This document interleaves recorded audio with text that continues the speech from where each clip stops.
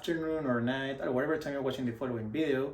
I'm the Meister Arodi Calderon, and today we're going to cover the second part of Rule of Three.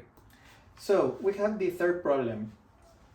It says, upon arriving at an amusement park, we are given a map with its attractions. We have been told that 5 centimeters on the map represents 600 real meters. If the next attraction is 8 centimeters away, how far away is it? Okay, so first step, we have to identify our variables. We know that we have centimeters and meters. With the information of the problem, we know that 5 centimeters equals 600 real meters. They are asking how far away is the next attraction if the distance is 8 centimeters. Therefore, we have to write x here because that is the value that we want to know. How far away is it? As I told you before, this value is A, this one is B, and this one is C.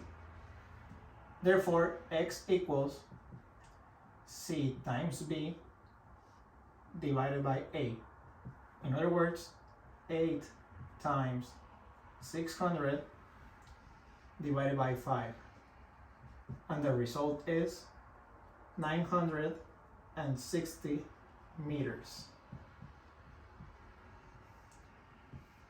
This means that the next attraction will be available in 960 meters.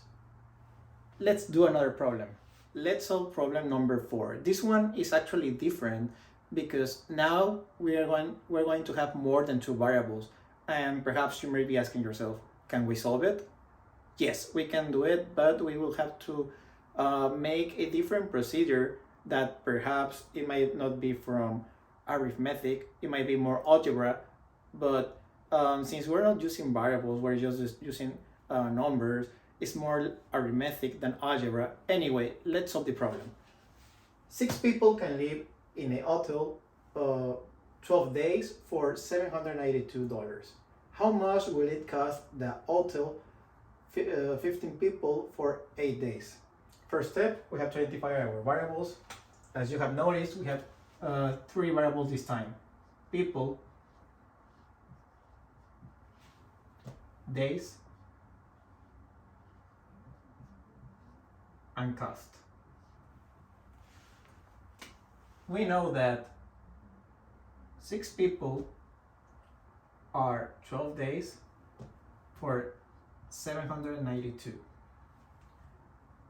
They're asking how much will it cost for 15 people for 8 days. Therefore, we have to write the x here because they are asking the cost, and we don't know the cost when we have 15 people for 8 days. Okay, this procedure is going to be different, but just try to follow it with me. Okay, we have 6 divided by 15.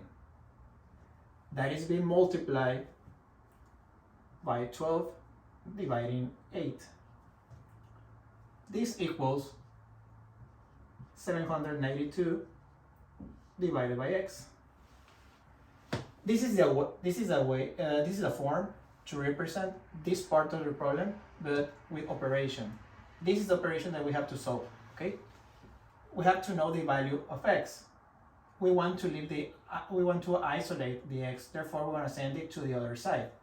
And if here is dividing, in the other side is going to be multiplying. Therefore, is x times 6 times 12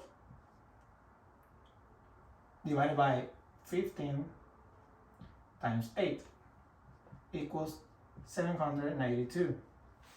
And perhaps you may be asking yourself, how did you make these 2 fractions into one? Okay, remember one of our previous videos, this is a multiplication of fractions. Therefore, all denominators should be multiplied and all the denominators should be also multiplied. And this is the way it should be done. Okay, now we want to isolate the x. Therefore, we will send the denominator to the other side. x that multiplies 6 and 12 equals 792 times 15 times 8. Now, these two terms are multiplying x. Therefore, we're going to send it to the other side, dividing. X equals 792 times 15 times 8 divided by 6 times 12. And if you use your calculator and solve this, the answer is going to be $1,320.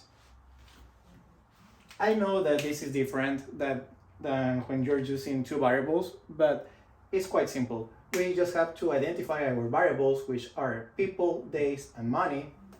Fill out what we know. We know that 6 people for 12 days equals 792. And they're asking us how much will it cost for 15 people in 8 days. Therefore, X should be there. Now, we bring this into an operation form, and it's 6 dividing 15, 12 dividing 8, and 792 divided by X. We isolate X as I told you how to do it, and that's it. Our final answer is $1,320. Remember, the problem is not your capacity, it's assuming that you cannot achieve it. See you in the next video.